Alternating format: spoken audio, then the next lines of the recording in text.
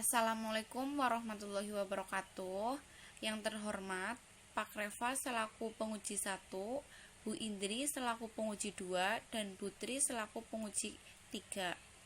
Pada kesempatan kali ini, saya akan mempresentasikan proposal saya yang berjudul Asuhan keperawatan kelebihan volume cairan pada pasien Nyonya X dengan kasus gagal ginjal kronis di RSUD-Y. Untuk latar belakang, chronic kidney disease atau CKD merupakan gangguan fungsi renal yang progresif di mana kemampuan tubuh tersebut gagal untuk mempertahankan metabolisme dan keseimbangan cairan dan elektrolit sehingga terjadi uremia. Chronic kidney disease disebabkan oleh berbagai penyakit, antara lain penyakit infeksi, penyakit peradangan, penyakit vaskular hipertensif, gangguan jaringan ikat, gangguan kongenital dan herediter, penyakit inetabolik, nefropati toksik, dan nefropati obstruktif. Prevalensi end-stage renal disease atau ESRD pada tahun 2018 di Amerika Serikat sebesar 1901 per 1 juta penduduk.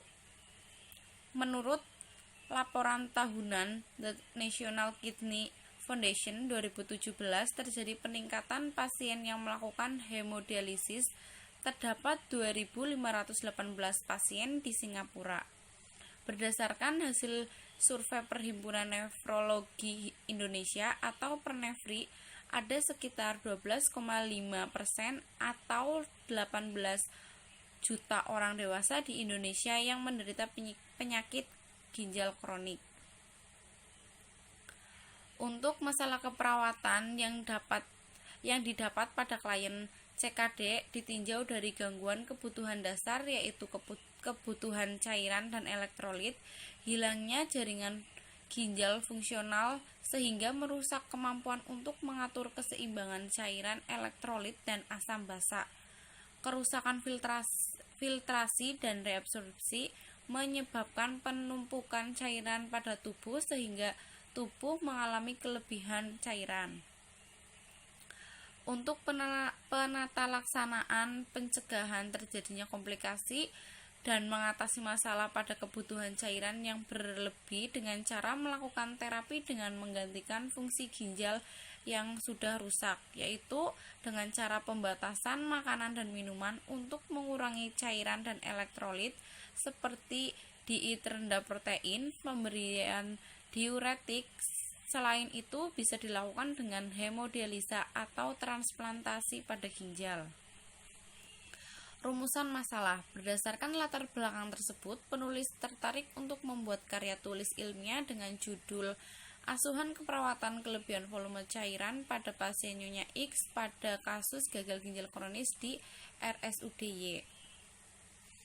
Tujuan penelitian ada dua, yaitu tujuan umum dan tujuan khusus. Untuk tujuan khusus, yang pertama, menggambarkan pengkajian pada klien dengan kelebihan volume cairan pada kasus gagal ginjal kronis. Yang kedua, mampu merumuskan diagnosa pada klien dengan kelebihan volume cairan pada kasus gagal ginjal kronis. Yang ketiga, mampu menyusun rencana intervensi asuhan keperawatan pada klien dengan kelebihan volume cairan pada kasus gagal ginjal kronis. Yang keempat, mampu melakukan tindakan keperawatan pada klien dengan kelebihan volume cairan pada kasus gagal ginjal kronis. Dan yang terakhir, mampu menyusun evaluasi asuhan keperawatan pada klien dengan kelebihan volume cairan pada kasus gagal ginjal kronis. Gagal ginjal kronis. Untuk pengertian gagal ginjal kronis itu sendiri, gagal ginjal kronis adalah gangguan fungsi ginjal yang progresif dan irreversibel di mana kemampuan tubuh gagal untuk mempertahankan metabolisme dan keseimbangan cairan dan elektrolit sehingga menyebabkan uremia. Klasifikasi gagal ginjal kronis ada dua, yaitu berdasarkan derajat dan berdasarkan diagnosis etiologi.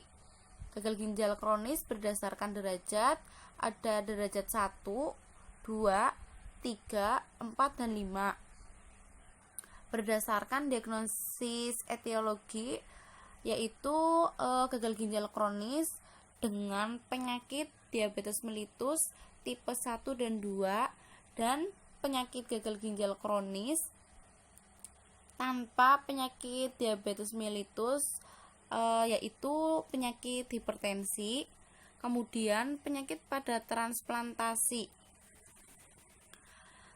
Selanjutnya ada penyebab gagal ginjal kronis.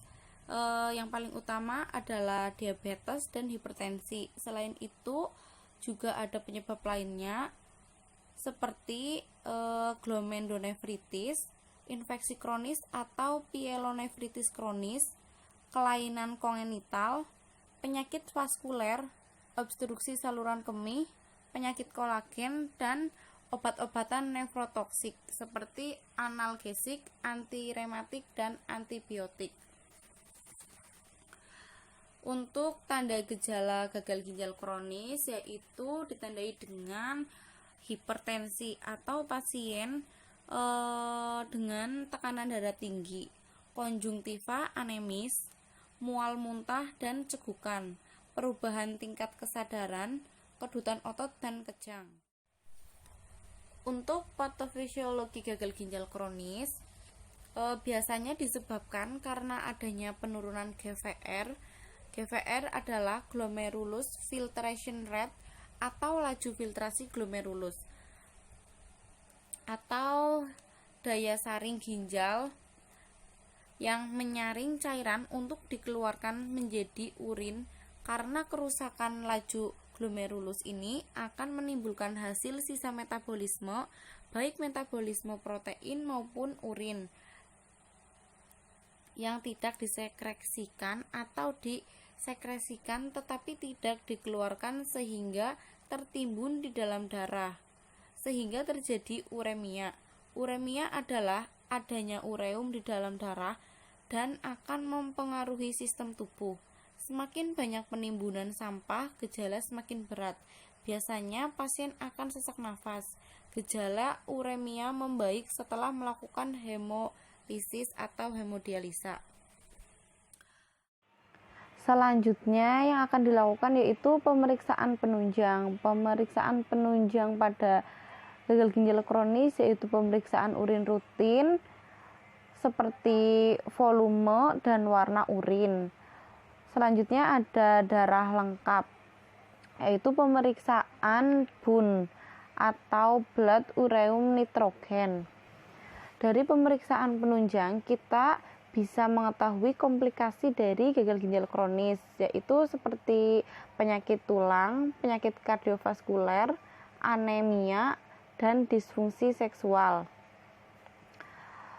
Untuk penata laksanaan gagal ginjal kronis yaitu dengan cara pemberian obat-obatan atau dengan hemodialisa. Yang terakhir ada asuhan keperawatan. Konsep asuhan keperawatan yaitu ada pengkajian, rumusan masalah, fokus intervensi, implementasi, dan evaluasi. Selanjutnya di bab 3 ada rancangan studi kasus, subjek studi kasus, fokus studi kasus, definisi operasional, tempat dan waktu, pengumpulan data, penyajian data, dan etika studi kasus. Untuk rancangan studi kasusnya, saya akan menggunakan studi deskriptif, dan untuk subjek studi kasus adalah pasien dengan gagal ginjal kronis, dan fokus studi kasusnya gangguan kelebihan volume cairan pada pasien dengan gagal ginjal kronis. Untuk definisi operasional ada definisi gagal ginjal kronis dan definisi kelebihan volume cairan. Untuk definisi gagal ginjal kronis adalah gangguan fungsi ginjal yang progresif dan irreversibel di mana kemampuan tubuh gagal untuk mempertahankan metabolisme dan keseimbangan cairan dan elektrolit sehingga menyebabkan uremia. Sedangkan definisi kelebihan volume cairan adalah suatu keadaan atau terjadinya peningkatan volume cairan ekstrasel khususnya intravaskuler melebihi kemampuan tubuh mengeluarkan air melalui ginjal. Untuk tempat dan waktu Tempatnya dilakukan di RSUD Y selama 3 hari. Untuk pengumpulan datanya saya menggunakan wawancara, observasi, pemeriksaan fisik, dan dokumentasi. Selanjutnya, untuk penyajian data saya menggunakan studi naratif untuk menggambarkan keseluruhan. Yang terakhir, etika studi kasus. Etika studi kasus yang saya gunakan yaitu prinsip-prinsip etika penelitian. Yang pertama ada prinsip manfaat, yang kedua ada prinsip menghormati. Selanjutnya ada masalah etika penelitian yaitu informed consent, anonymity atau tanpa nama, dan confidentiality atau kerahasiaan. Sekian yang dapat saya sampaikan, kurang lebihnya saya mohon maaf. Wabillahi taufik wal hidayah. Wassalamualaikum warahmatullahi wabarakatuh.